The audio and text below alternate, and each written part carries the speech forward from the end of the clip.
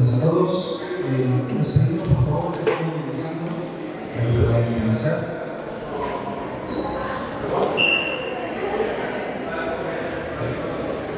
Muy bien, pues este día vamos a iniciar nuestras actividades. Agradezco mucho la presentación que nos hace la doctora.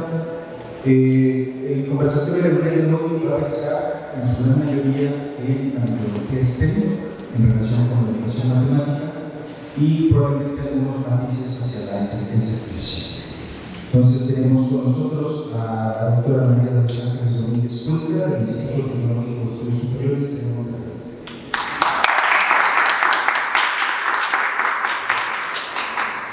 Asimismo nos acompaña la doctora Claudia Tiziano Pespeño, coordinadora académica del caso de Educación de México.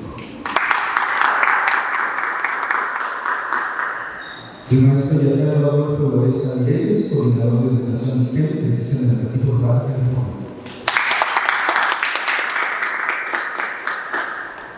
Y también el doctor Gilberto Erasmo y Nicolás Rivera, del Instituto de Estudios Superiores de Educación Normal.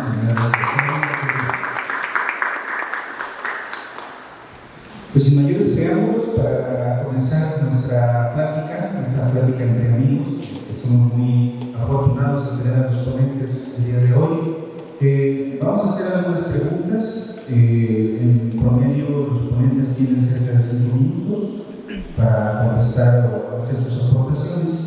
Y finalmente, si el tiempo lo permite, por ahí vamos a dedicar algunos 10-15 minutos para preguntas e interacción con el público. Entonces, nuestro primer tema, nuestra primera pregunta, vamos a hacer las preguntas y comentamos por allí el orden en el que esperamos su participación. La primera pregunta versa en torno a lo siguiente: ¿qué estrategias y herramientas tecnológicas recientes han demostrado ser más efectivas para la enseñanza de STEM en diferentes niveles educativos? Y en este sentido, si pudieran compartirnos también algunas palabras acerca de cuáles son los indicadores para participar. Comenzamos por favor con la doctora Claudia.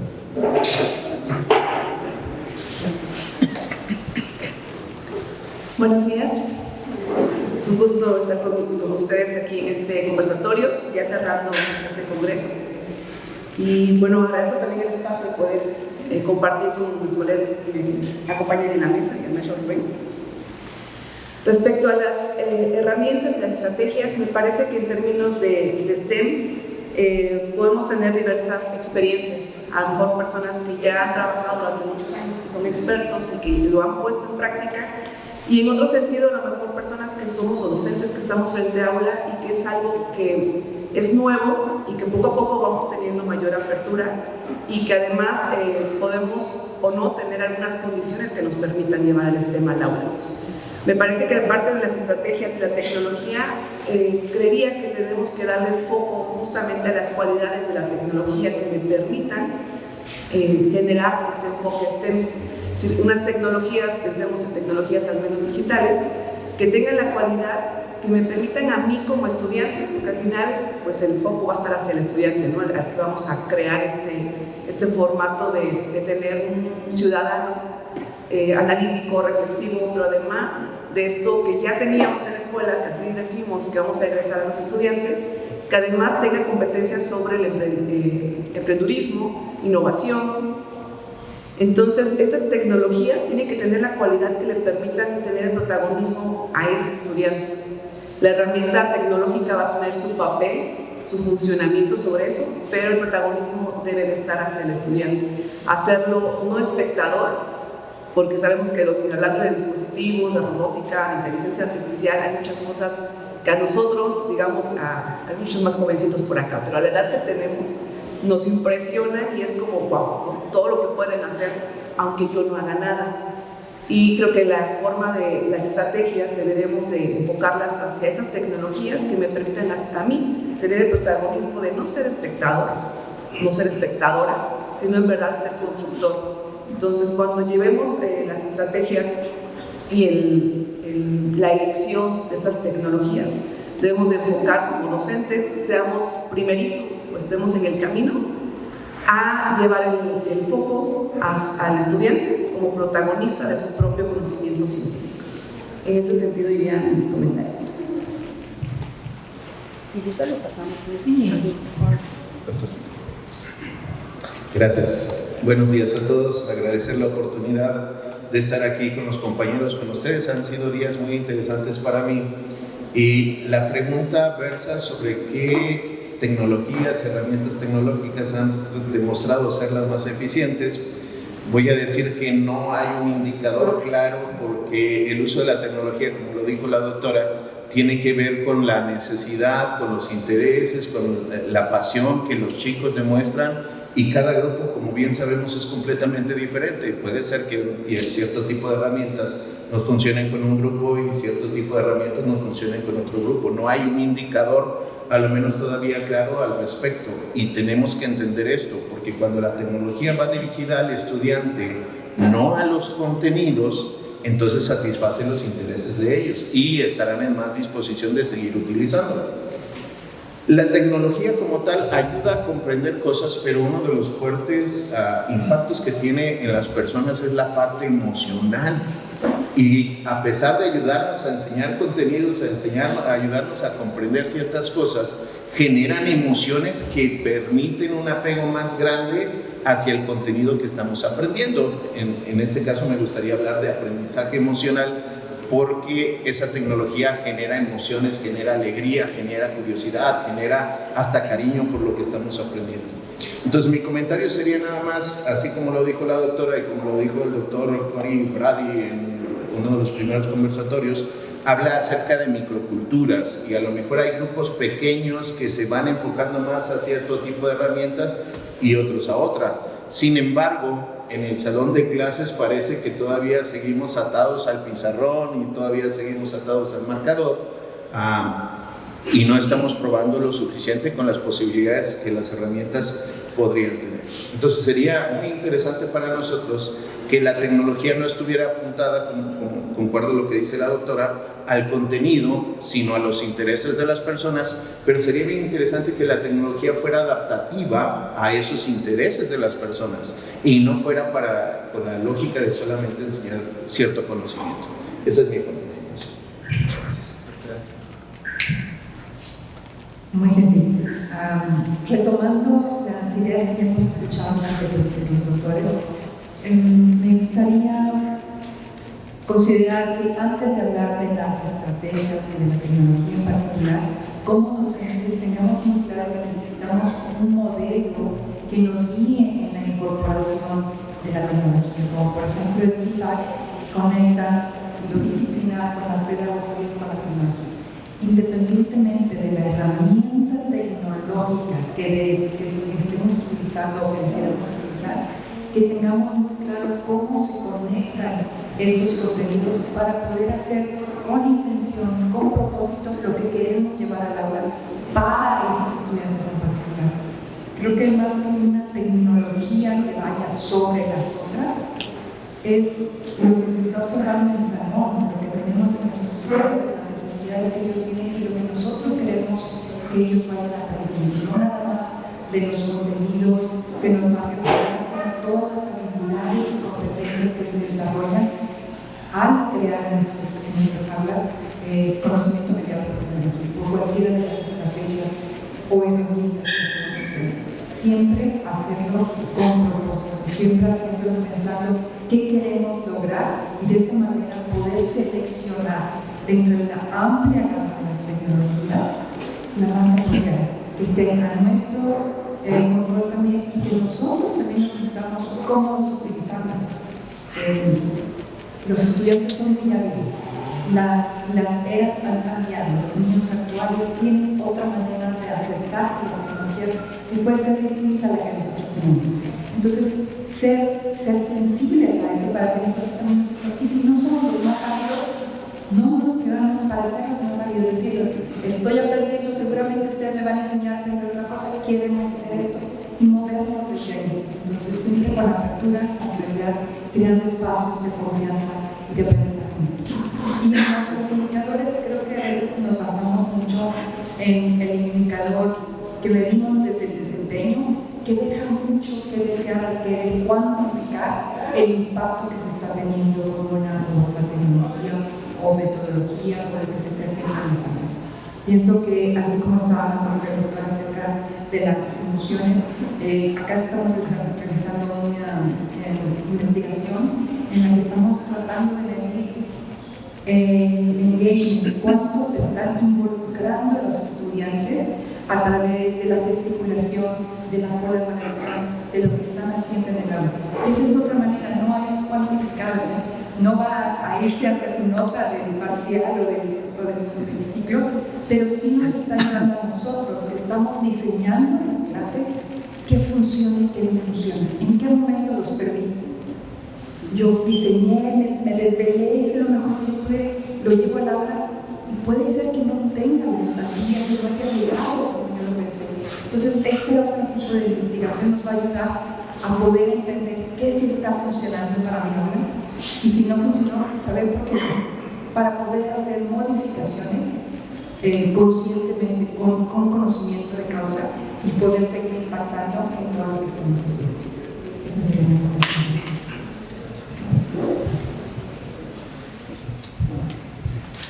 Muchas gracias. Me dejaron la primera quemada. Yo les voy a hablar un poquito más de cómo ya aterrizamos estas estrategias. Ya los compañeros dieron este preámbulo muy claro acerca de lo que tenemos que hacer previamente para poderlas implementar. Y yo me voy a ir a la parte práctica. En este caso les voy a hablar de qué estrategias efectivas podemos utilizar o utilizamos en el estado de Baja California, que es de donde vengo yo. Y utilizamos el aprendizaje basado en proyectos. Aquí los estudiantes resuelven proyectos y problemas reales, ¿no? Entonces, esa estrategia nos ha servido mucho. Hemos trabajado muchos proyectos, muchos elementos se han rescatado para que los alumnos puedan solucionar problemas de la comunidad y son de las cosas que más nos han llamado la atención. La otra es el uso de la gamificación, el trabajar con gamificación, el trabajar por medio del juego y no solamente de manera tecnológica, sino con también juegos de mesa. Ha contribuido mucho al desarrollo de estas habilidades. Cuando estábamos en el taller que tuvimos el día de ayer, a mí se me hacía muy interesante, que voy al tercer punto, que es la realidad aumentada, ver las caras de asombro de los alumnos, ver la impresión que tienen, y en este caso de los maestros, de ver un círculo, un cuadrado que se levanta, que se mueve. Entonces es muy interesante. Estamos preparando alumnos para carreras todavía que no se han generado. Probablemente les van a tocar carreras que todavía no conocemos o no se han trabajado en las universidades. Entonces, estamos preparándonos para el futuro o para el mañana. Es lo que tenemos que tomar en cuenta, ¿no? Otra cosa es el uso de la inteligencia artificial. Creo que hay una pregunta, pero sí quiero hacer esta puntualización, que muchos la utilizamos o la trabajamos para crear planeaciones o para crear diferentes, actividades de clase. Y yo me voy un poco más a la parte del estudiante. ¿Cómo la utiliza el estudiante? ¿Cómo la podemos hacer llegar a él, ¿no? Tenemos proyectos en los cuales los alumnos utilizan el inglés, utilizan las matemáticas, por medio de la inteligencia artificial. Entonces es algo muy satisfactorio y se quedan impresionados de los proyectos que realizan. Y por último, el pensamiento computacional. La parte de que el alumno pueda aprender programación es muy, muy interesante, y por medio de técnicas como Blocky, programas que los ayudan a poder programar de manera práctica, de manera sencilla, y la verdad es muy interesante. Y en cuanto a los indicadores, rescato lo que nos comentaba la doctora. Yo también es muy difícil poderlos medir, ¿no? ¿Dónde los podemos medir? A lo mejor de una manera subjetiva, no muy directa, es en la motivación que tienen los alumnos. A mí me impresiona que ellos están dispuestos a participar en concursos, en hacer exposiciones. No sé si les ha pasado a ustedes como maestros que cuando vas a hacer una presentación, le dices al alumno, nos toca tal día, se enferma del estómago, no va, se pone nervioso, se sale del salón, no expone tú, habla tú, y es parte de lo que pasa en la metodología STEAM. Cuando hablan de STEAM y hablan de las artes, todo el mundo se va a la parte de dibujar, de crear, pero también hablan de la parte escénica, de las artes escénicas, y eso es presentar. Yo les comentaba en el taller también que es muy interesante el ver que ahorita los ingenieros, si no se saben vender, si no saben exponer, si no saben presentar sus proyectos, no van a obtener el trabajo deseado. A lo mejor va a haber alguien, no quiero decir menos capaz, sino a lo mejor con habilidades diferentes o capacidades diferentes, pero ¿quién va a obtener el puesto? La persona que sabe comunicar todo lo que trae y todo lo que puede ofrecer para una empresa, una institución o en cualquier parte que quiera presentar. Esa es mi aportación. Para les recuerdo al público que vamos a tener por ahí un tiempecito de preguntas al final. Como una segunda pregunta, y en esta pregunta tenemos tiempo suficiente, vamos a ahondar en lo que ustedes gusten, inclusive mencionar algunas particularidades que conozcan acerca de diferentes niveles educativos, cuáles buscan que sean las mejores prácticas ahora en educación matemática para preparar a los estudiantes hacia carreras de ciencia y tecnología. Mencionaban que se habla de algunas carreras nuevas en tiempos futuros. ¿Qué opinión tienen acerca de este respecto? ¿Qué se puede hacer en términos de educación matemática para abonar un poco a esa perspectiva que se tiene del futuro? Y en particular, en el contexto de la metodología STEM, si tienen algún comentario también en cuanto a inteligencia artificial, lo pueden externar. ¿Comenzamos con todo el texto? En cuanto a las mejores prácticas, considero que viene desde lo que mencionó Makoto y Ray en la plenaria que tiene que ver con la modelación. La modelación como una forma que nos va a ayudar a conectar todos los conocimientos de la matemática con otras disciplinas, con nuestro entorno, con una forma de ver y entender el mundo que nos rodea de manera científica. Aquí me voy a permitir comentar que con mi formación, yo soy ingeniero físico y luego me fui a estudiar maestría en matemáticas puras, en materia real, y luego hice el doctorado en educación matemáticas. A través de este trayecto, conectando la física, pero yo confío en las matemáticas en variable real, recuerdo el cambio que fue para mí tan fuerte, el enfocarme desde la parte muy abstracta de la matemática a entender. Mis tareas eran siempre demostraciones y venía yo de una parte completamente práctica, era ingeniera física.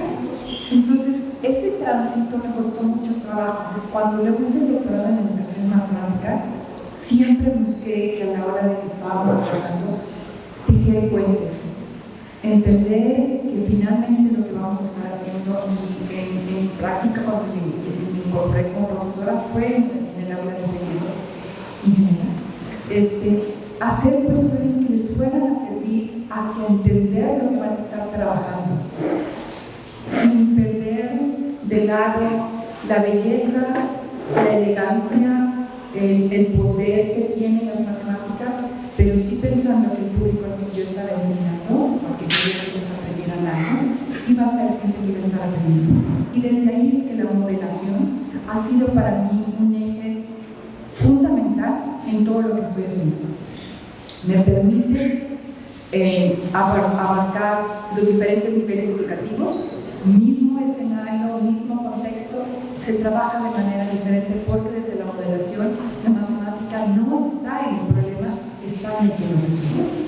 Ya hemos trabajado ejercicios que nos permiten, con tecnología o sin tecnología, el mismo problemática, abordarlo en primaria, en secundaria, en bachillerato y con los estudiantes de posgrado. Y lo que vimos es que cada quien, desde la perspectiva, conocimiento, herramientas que tienen, aborda la problemática, desde contando con los deditos hasta planteándome todo un sistema vectorial que me podía resolver la problemática. Entonces, esto nos está ayudando a poder ubicar qué es lo que queremos hacer con sentido.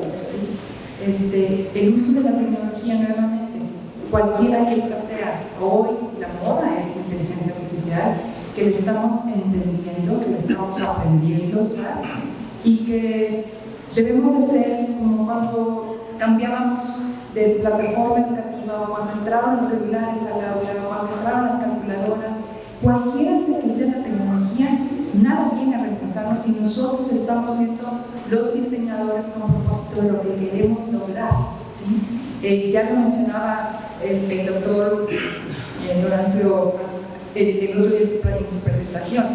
No ese es el objetivo tampoco. Nosotros estamos haciendo lo que estamos haciendo, sí lo estamos haciendo con este modelo que nos va a permitir poder manejar los tecnología y nuestra pauta, que son estos programas. Tenemos un camino que tenemos que recorrer, el cómo, eso es lo que podemos nosotros ir compartiendo, ir viendo qué cosas conectan, hacer sentido para que dentro de la evolución de los estudiantes recuerden. Lo veíamos cuando nos mostraba Cori que los estudiantes en el día del examen seguían practicando ejercicios, porque corporalmente se habían quedado cargados de conocimiento. Ese tipo de conexiones son las que a través de lo que estamos implementando en el aula de manera consciente, deliberada, ¿sí? Y que nos permiten después que sean referentes. ¿Se acuerdan cuando hicimos? Claro, lo vivieron, lo abrazaron, lo aprendieron, y entonces pueden recordarlo para aplicarlo con algo más y cómo construir en el aula.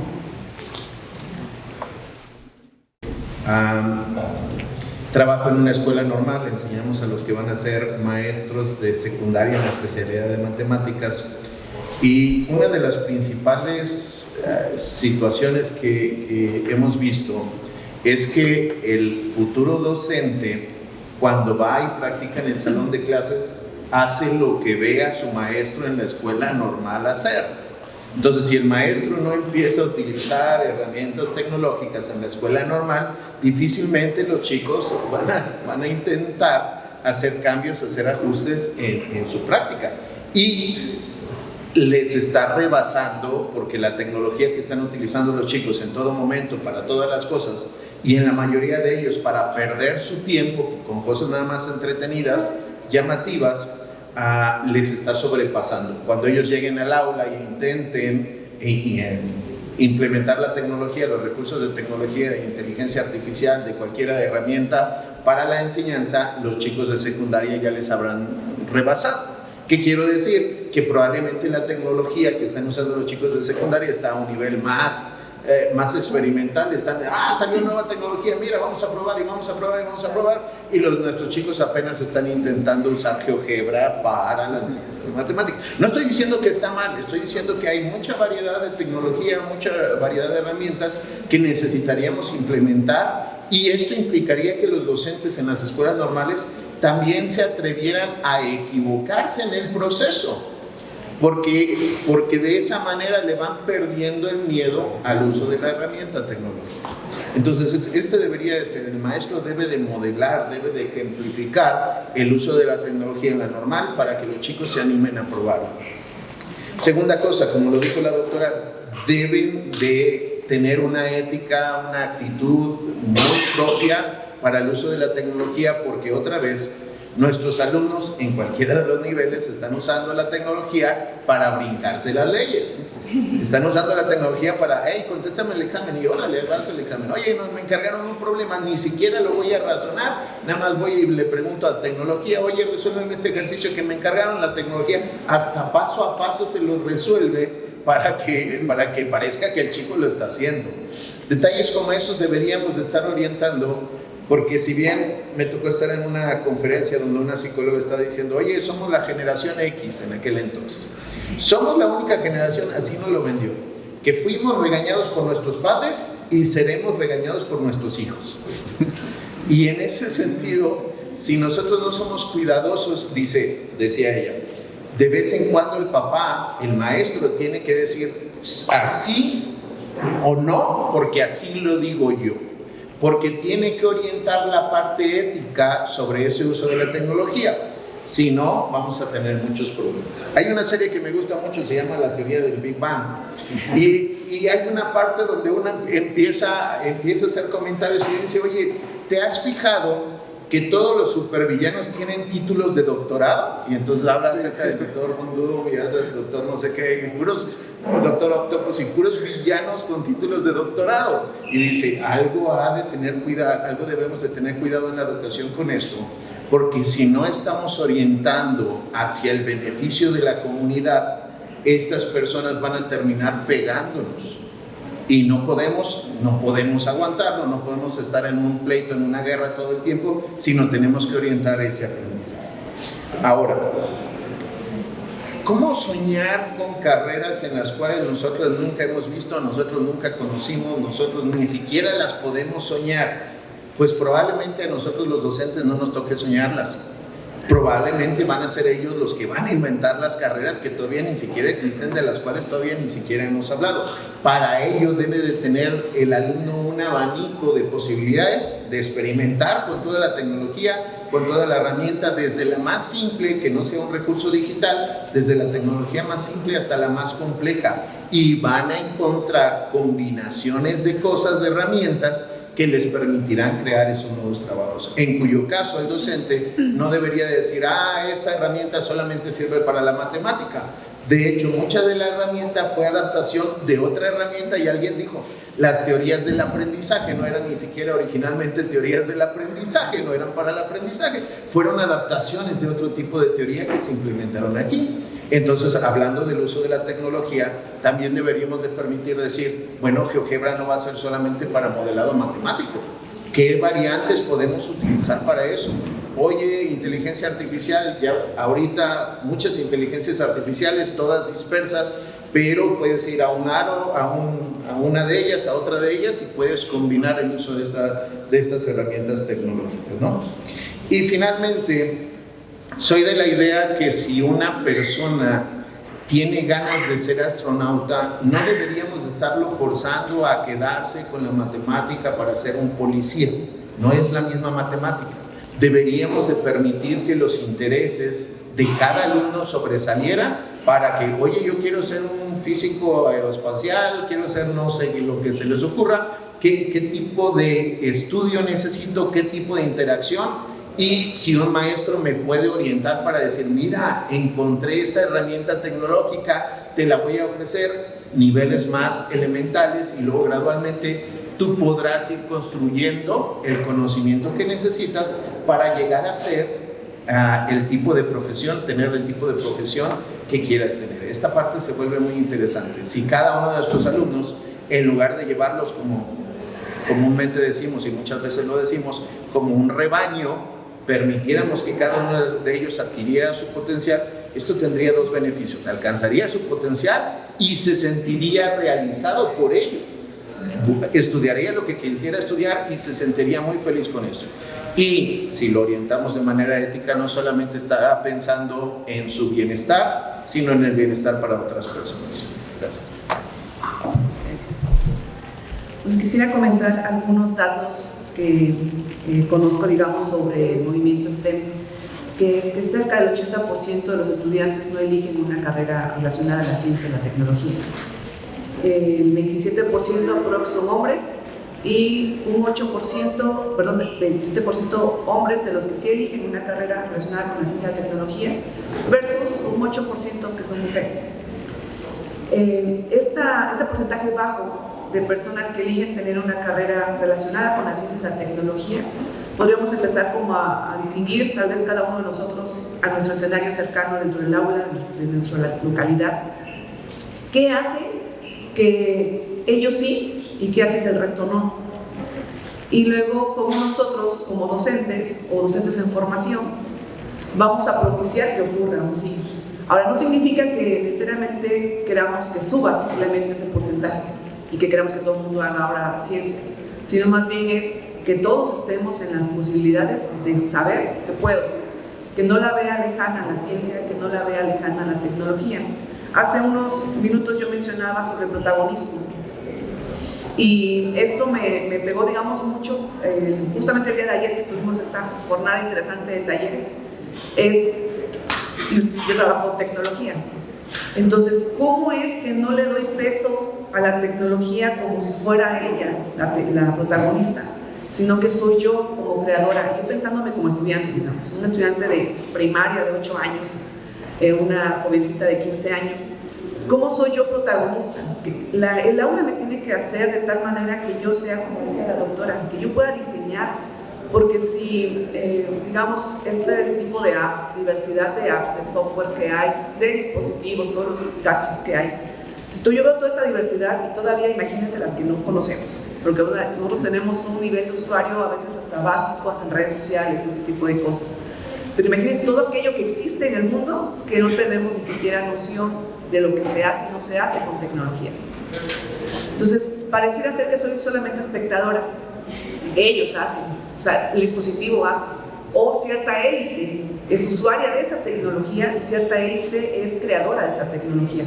Yo no, y yo sigo siendo solamente espectadora y me puedo enfocar tal vez en profesiones donde esté lejana a la ciencia en términos de cómo yo la veo. Porque a lo mejor, digamos, si yo tengo un enfoque STEM desde la primaria, si estoy trabajando desde la primaria con un enfoque STEM, lo que va a hacer es abrirme un abanico de posibilidades, aunque yo pueda elegir una carrera en humanidades. Pero la forma en como yo me voy como a conducir por el mundo, mis relaciones con otros profesionales, con otras personas, va a ser distinta cuando yo tengo la posibilidad de ser creadora, de empoderarme sobre mi propio conocimiento matemático, científico, aunque mi carrera sea en otro sentido. Entonces, me parece que si nosotros procuramos tener el factor vivencial en las aulas, ya estamos teniendo un paso adelante. Sabemos que no contamos con los mismos recursos. Digamos, podemos pensar en un escenario utópico donde tengo un montón y que la escuela pueda tener acceso a muchos dispositivos, pero también pensemos en los escenarios que a veces son mucho más reales y el grueso de la población en México no los tenemos. Pero ¿cómo, a pesar de que no lo tenga, con lo poco que pueda tener, puedo hacer que mi estudiante deje de tener un papel pasivo escuchándome, sino más bien seamos grupo, debatamos, construyamos, hagamos, deshagamos? Es decir, manipular todo, saber que puedo hacer y que tengo el poder de destruir, digamos, y de volver a construir. Yo puse un ejemplo ayer en uno de los talleres que decía sobre el promedio, que decía, lo que siempre nos dicen es todos los datos súmalos y esa suma la divides entre la cantidad de datos que son. Pero hay situaciones en las que no vamos a hacer eso y que podemos discriminar un dato. Pero eso no lo sabemos hasta que estamos en universidad. O sea, hasta la universidad, y si la situación me lo da, puedo tener ese poder de que el conocimiento matemático, los objetos matemáticos, yo los puedo manipular. Y eso, generalmente, en la educación básica, estamos trabajando, es que el doctor bien lo mencionó, y hasta pedía disculpas por la expresión de borregos, pero a veces actuamos haciendo solamente indicaciones. Te dije la pregunta, saca el promedio. Entonces, ¿qué tienes que hacer? Pues hacer una suma y una división. Pero ¿qué pasa si mejor la situación lo obliga a construir el promedio como su herramienta de solución? Y no solamente generar algoritmos donde me dé el número de la respuesta. Entonces, esta parte de lo vivencial me parece que es sumamente interesante. Es decir, soy protagonista, no solamente soy espectadora. Puedo fascinarme con un dispositivo, pero si ese dispositivo no me permite a mí ser la creadora, poco me está ayudando. Y sobre todo la vivencialidad tiene que ver un poco con la realidad. Y a veces también nosotros en matemáticas como profesores hablamos mucho de los contextos, y contextos que sean reales. Pero mi contexto real es diferente a la del profesor, muy distinta. Podríamos tener más o menos la misma edad, que formamos como matemáticos, pero su realidad es distinta que la mía. Y además no pudiera yo tener en el aula solamente cerrar nuestro mundo a lo que localmente vivimos, sino justamente la tecnología tendría que darme esa vivencialidad de aquella realidad que no es cercana a mi contexto. Y entonces así, con mi conocimiento matemático, justamente me va a permitir pues ser dueña, ser creadora, ser creador, construir. En ese sentido creo que iría la idea de tener la vivencial. En el caso de nuestros proyectos educativos que generamos a través de Casio Educación, tenemos una red de proyectos con las diferentes áreas, de todas las áreas del conocimiento, y lo que nos enfocamos en nuestra misma tecnología son aquellas que me van a permitir manipular y experimentar. Tenemos, por ejemplo, graficadoras que se conectan a más de 80 sensores. Es decir, ¿cómo puedo yo trabajar en una feria científica, que afortunadamente lo he hecho en el estado de Guerrero? ¿Cómo puedo trabajar yo en una feria científica con niñas de 8 años, donde la feria es de ciencias, y llevar graficadoras cuando las niñas de 8 años a lo mejor no construyen los cines cartesianos en el aula? Pues ¿cómo puedo? Pues con lo vivencial, hacer experimentos de temperatura y conforme están viviendo el fenómeno físico, la gráfica se está construyendo y pueden darle significado a esos picos altos, picos bajos, a esa estabilidad con lo vivencial. A lo mejor nos van a ponerle nombres de puntos máximos, puntos mínimos, no le van a poner ese nombre. Ya la escuela en su momento va a ocurrir otro momento escolar para eso. Pero lo vivencial me está permitiendo tener otro tipo de experiencias fuera de lo básico local que tendría yo día a día. Bueno, y nada más para ir cerrando, hay algo que me gustó que dijo mucho el doctor, que era el darnos la oportunidad de equivocarnos, porque necesitamos, no tenemos nada escrito, no es como está el manual STEM, entonces cómo lo llevo al aula, paso 1, paso 2, y cómo lo califico, ¿no? ¿Cuáles son esos indicadores para que sea un sí o un no, reprobó? Estamos en la construcción continua como la vida misma lo es. Entonces, pensémonos en esa flexibilidad, en esa forma de ir viviéndolo junto con nuestros estudiantes. Ellos tienen una ventaja, no le tienen miedo a la tecnología. Nosotros todavía tenemos a lo mejor un poco más del ching, perdón. Y si le doy clic y si no le doy clic, ¿qué va a pasar? Ellos no, ellos hacen y dan. Entonces, más bien, dejemos justamente que ocurra esta experiencia con la tecnología y más bien con nuestro ojo académico llevemos intencionalidades, como bien decía la doctora, intencionalidades y propósitos. Entonces, solamente algo que quería comentar es, como no enseño matemáticas, sabemos que la matemática del ingeniero es distinta a la matemática del médico y a la matemática del biólogo. Pero, entonces, ¿cómo voy a enseñar yo matemáticas a un jovencito actualmente en primaria, secundaria, cuando no sé si va a ser químico, va a ser biólogo, va a ser ingeniera o aquellas otras carreras que aún no se han creado? Y luego, ¿qué tan lejanos estamos en verdad? A veces creo que como que castigamos el uso de tecnologías o de dispositivos en primaria, poco a poco vamos en secundaria dejando, en prepa los vamos dejando un poco más, pero ¿qué tan lejos está un niño graduado de secundaria para convertirse en un profesionista en formación? Solo son 3 años. 3 años nada más, y si no los dejamos explorar todo este universo, va a llegar muy robotizado, mejor la palabra no era la indicada, pero digamos muy limitado en habilidades para que cuando ya entre primero a la universidad ya tuvo, digamos, ya perdió cierta vivencia. Entonces no estamos muy lejos de egresar a alguien de secundaria que en 3 años se va a convertir en un profesionista en formación. Entonces demos este escenario de experimento de laboratorio en cada una de nuestras clases conforme podamos. Y eso lo podemos ir platicando justo en estos congresos, cómo podemos ir haciendo ese tipo de recursos para vivir esa experimentación. Siempre me toca el último, ya se menciona. Pues yo me voy a ir a la parte más práctica. Como les comento, nosotros en Baja California estamos trabajando con un modelo en el cual se están implementando aulas STEAM o aulas Maker, una combinación de ambos modelos, y me ha tocado la responsabilidad de poder apoyar en este sentido, ¿no? Entonces me voy un poquito al lado también de los docentes, pero no sin antes recuperar algo de que los doctores aquí presentes comentaron hace un momento. Y también me encanta la serie de la teoría del Big Bang, y nada más recuerden que los doctores eran los malos, pero los maestros eran los buenos. Maestro Yoda, es como, no maestro, no debe haber abierto ese comentario. Y recuperando un poquito de lo que comentaban, yo también estoy muy de acuerdo en la parte de la modelación y la moderación. Es lo que debemos de empezar a trabajar. Yo cuando empiezo a trabajar con los maestros en los cursos y en los talleres me dicen, pero ¿cómo empiezo a trabajar con robótica? ¿Cómo empiezo a introducir la inteligencia artificial en mis clases? Lo primero, establece objetivos claros. ¿Qué es lo que quieres lograr? ¿Cuál es el objetivo de tu actividad? ¿Cuál es el objetivo que quieres lograr con los alumnos? Es lo primero que tenemos que hacer como maestros. Asegurarnos que los proyectos de robótica y de inteligencia artificial vayan orientados y también trabajados con los aprendizajes de matemáticas. Y de ahí también podemos iniciar con proyectos simples. Hace unas semanas tuvimos un encuentro binacional de educación STEAM con el estado de California. Yo soy de Baja California, soy de Tijuana, y estuvimos en San Diego. Recordemos que la educación STEAM y este modelo empezó en Estados Unidos. ¿Por qué empezó? Empezó porque Estados Unidos no tenía ingenieros hace 30, 35 años. Entonces buscó un modelo en el cual después de 30 años pudiera lograr tener ingenieras en el área. ¿Lo logró? Lo logró, lo hizo, pudo empezar a generar tecnología en este país.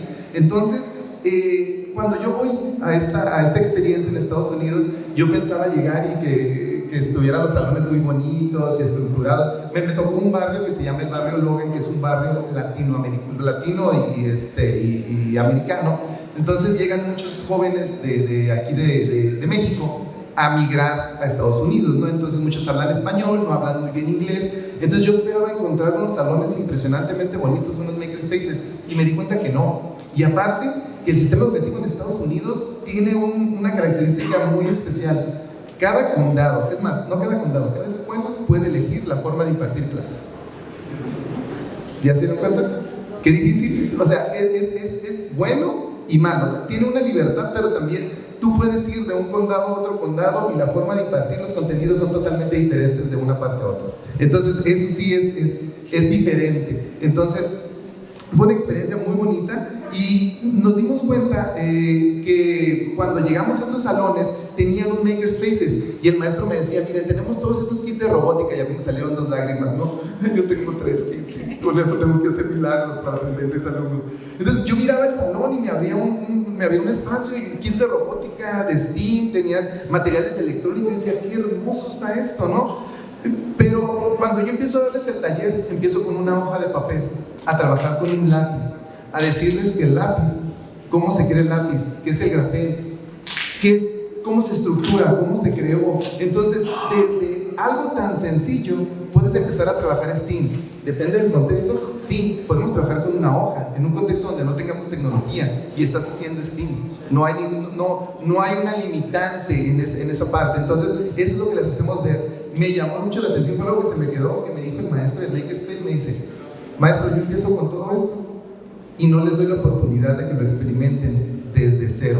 Entonces voy a cambiar un poquito mi metodología para poder empezar desde cero y al final emocionarlos con estos kits de robótica. Y yo decía, me pasas unos, ¿no? Entonces, pero eso es algo que me quedó muy grabado y se me hizo muy interesante, ¿no? ¿Y por qué lo hicimos? Porque teníamos la necesidad, porque yo no tenía recursos, entonces tuve que empezar a buscar material concreto, material barato, material económico, reciclado, pónganle como quieran, pero al final funcionó. Entonces por eso les digo, no se preocupen, no se estresen de decir, tengo que tener un kit de robótica, tengo que tener un kit STEM, tengo que tener materiales de electrónica, un Arduino, tengo que tener simuladores como Tinkercad. Ya hice, creo que agarré otra pregunta. Pero si los tienes, lo potenciamos. Si no los tienes, podemos buscar unas adecuaciones, ¿no? Somos muy buenos para partir del error. Y otra cosa que también me encantó que comentó el doctor es, yo siempre, cuando voy a hacer un experimento o una actividad con los alumnos, lo hago yo primero. Primero yo lo experimento, lo quemo, lo destruyo, lo construyo, y ya cuando el alumno viene y me dice, profe, es que la LED se quemó. A ver, ¿qué hiciste? Es que le hice así. Sí, te pasó por eso. Sí, la quemaste. Sí, recuerda que la batería tiene 9 voltios y tú le pusiste una batería de 9 voltios a una LED de 3 voltios. O sea, es como si tu mamá... no me voy a meter en ese problema. Esos chistes no, discúlpenme. Ya voy a meter con la toxicidad de la gente y no, eso no es bueno. Otra cosa es utilizar herramientas adecuadas, promover la resolución de problemas, también como comentaba la doctora, es muy importante retarlos. Y también me encantó lo que comentaba la maestra, darles la oportunidad de que ellos busquen soluciones. Queremos hacer un proyecto para todas las mujeres. Ok, ¿está destinado para todas las mujeres? ¿Cuántas mujeres hay en el salón? ¿Qué tienes que hacer? Tengo que hacer una estadística. Bueno. Entonces empezamos no a darles la herramienta directa, pero ellos buscan la solución del problema. Y por último, ya para cerrar esta pregunta, háganlo, maestros, con amor, háganlo con pasión. Si ustedes lo hacen con pasión y lo hacen con amor, los alumnos se enamoran. A mí me encanta lo que hago, me encanta dar clases. Tengo 8 meses trabajando para el sistema educativo. Espero les esté grabando para el sistema. Me encanta lo que estoy haciendo, me encanta lo que estoy compartiendo, pero me encanta también estar en el salón de clases.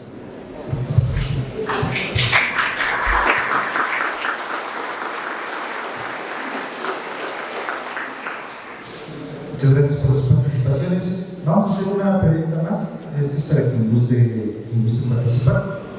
Pueden participar los padres.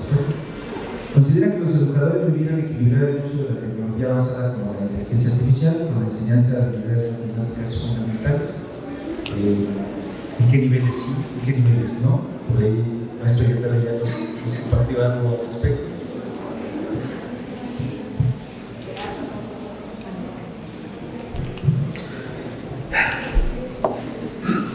creo que, al final de cuentas, el trabajo de un docente es un trabajo artesanal y tiene que ver con su capacidad para tomar decisiones y seleccionar tanto la herramienta como el alcance, como qué tanto voy a ceder a la tecnología, qué tanto voy a usar con lápiz, pluma y borrador. Porque aunque hay un currículo de manera nacional que establece los procesos de desarrollo de aprendizaje de los chicos en educación básica y establece el perfil de egreso, siempre hay un toque del docente con su característica que influye en su enseñanza. Y tiene que ver con sus valores, sus principios, la forma en que fue educado, sus creencias. Todo esto influye y entonces deberíamos de detenernos a decir ¿para qué educamos? Si estamos educando para formar solamente personas tecnológicas que van a sentarse en una silla, empezar a hacer cierta actividad una y otra vez de manera repetitiva, o estamos tratando de lograr que la persona alcance su mayor potencial como ser humano, en cuyo caso deberíamos de ser cuidadosos y que la persona disfrute la tecnología, pero disfrute la matemática, disfrute su esencia. No hay una forma fácil, no hay una receta para decidir hasta aquí voy a ceder o no. Siempre tiene que ver con la intención que el maestro tiene, y creo que los maestros siempre quieren beneficiar a sus alumnos de ayudarles a alcanzar su potencial. Me encanta la participación del doctor Rico, y quisiera complementar que además de para qué es a quién, cuándo, cómo, por qué, con qué, porque justamente eso es lo que nos va guiando en lo que queremos hacer. Y que nuestros estudiantes actuales ya están viviendo una época muy diferente a la que nos tocó cuando nosotros fuimos estudiantes en el campo seccional. No nada más porque van a existir nuevas carreras para el momento que ellos tengan que elegir su formación, sino porque el mundo que nos rodea está cambiando de manera rapidísima. ¿Sí? Los avances que se están teniendo son exponenciales. Entonces hay que crear también en ellos esa conciencia social de nuestro entorno, de nuestro planeta, que no nada más porque me queda bien a mí lo voy a hacer, o porque tengo la tecnología a mi lado la voy a utilizar, sino qué impactos tiene en todo lo que estamos haciendo. Crear esa conciencia planetaria, porque estemos nosotros hoy aquí en un lugar donde falta agua, abundancia, comida, no significa que están todos así en el planeta. Entonces, ahorita creo que precisamente por la tecnología hay una cercanía con el otro lado del mundo. Yo voy ahorita en este momento para ellos sean de noche y nosotros de día, hay una cercanía, estamos conectados y lo vimos durante la pandemia. No importaron las fronteras geográficas, nos conectamos a la hora que nos tocaba conectarnos, con quien nos teníamos que conectar para acercarnos a entender esa amenaza con la que estábamos viviendo en ese momento. Y que no lo olvidemos. O sea, ya ahorita estamos otra vez más relajados, pero no lo olvidemos y traigamos al aula esas vivencias, esos momentos sociales que pasaron nuestros estudiantes en aislamiento.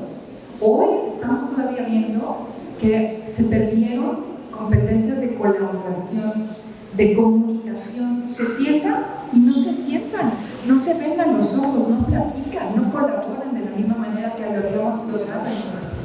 Porque nos va quedando una huella, nos va quedando una cicatriz. Ya hay que trabajar con eso. Entonces creo que el entorno, las situaciones, los fenómenos, los objetivos de desarrollo sostenible nos están dando muchas pautas reales, actuales, importantísimas que podemos traer en nuestra aula para enganchar a nuestros estudiantes a estudiar fenómenos desde la matemática que conectan con una realidad y que crean una conciencia de lo que queremos hacer. Finalmente van a ser profesionistas en el área que ellos decidan. Pero si nosotros estamos generando no nada más un contenido de conocimiento disciplinar, sino una visión como personas formativas que van a estar haciendo algo como profesionistas, creo que estamos contribuyendo totalmente. Y de eso nos va también acercando a que lean el periódico en el medio como lo lean, que estén enterados de lo que está ocurriendo en la economía, en el entorno, en las tecnologías. Es importantísimo estar en eso, porque no nada más a través de la tecnología para los productos, que también pueden ser educativos, pero que nos ayuden a mantenernos con una realidad que nos invite a querer contribuir en este mundo, en lo que estamos haciendo.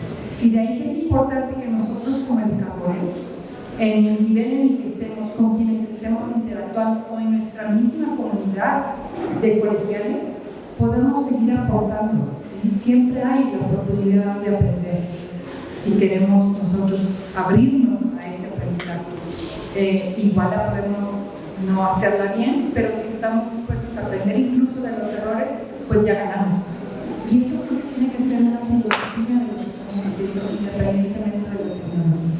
Puede fallar, no puede fallar, puede salir súper bien, nunca me ha quedado tan perfecta, pero eso no quiere decir que no quede perfecta. Entonces, que tengamos principios básicos que nos vienen guiando de por qué estamos haciendo lo que estamos haciendo, y pensando que es un proceso, la educación es un proceso, y que con nosotros están un poquito de su vida. Si podemos nosotros aportar con ellos más allá del contenido, sino formativo, creo que estamos dando un paso adelante.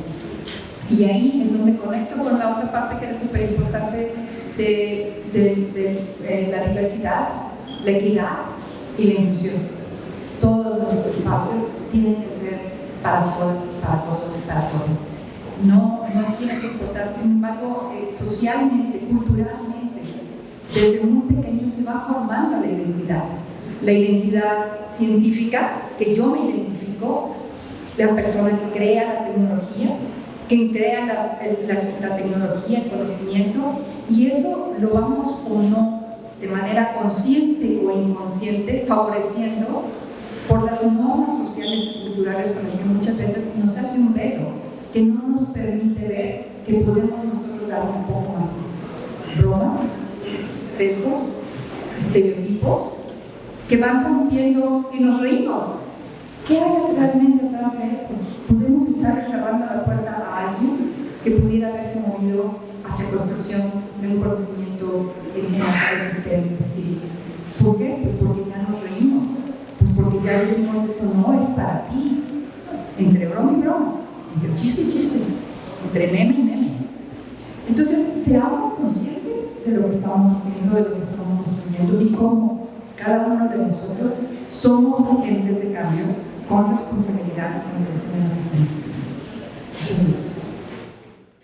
Solamente yo les voy a poner un ejemplo que me tocó ir en cuanto a este equilibrio, ¿no?, del uso de la tecnología y la inteligencia artificial.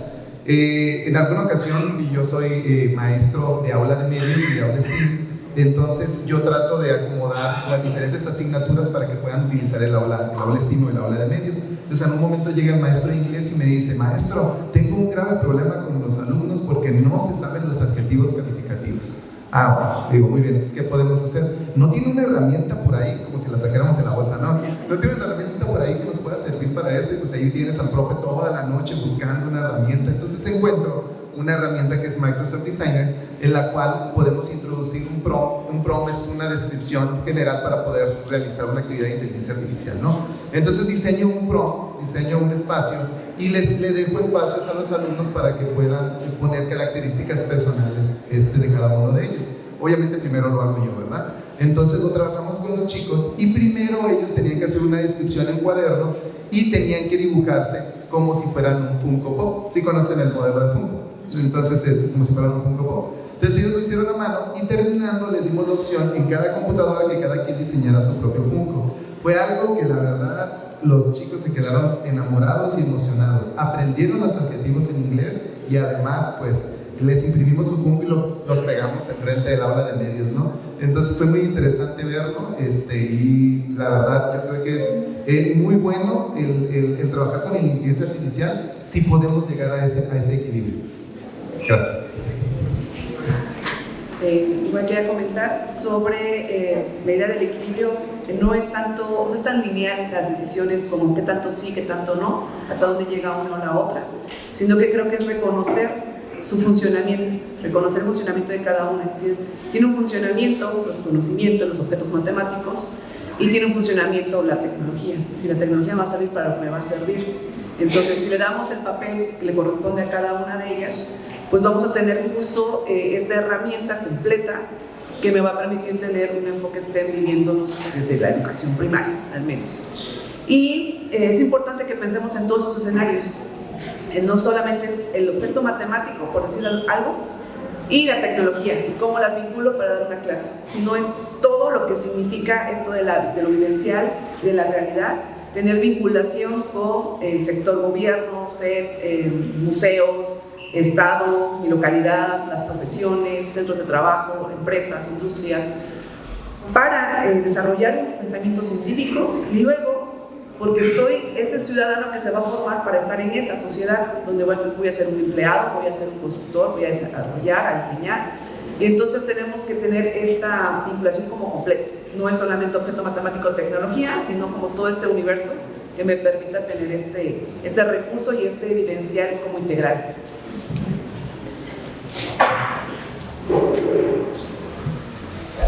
Muy bien, pues les pido por favor un fuerte aplauso para Carlos.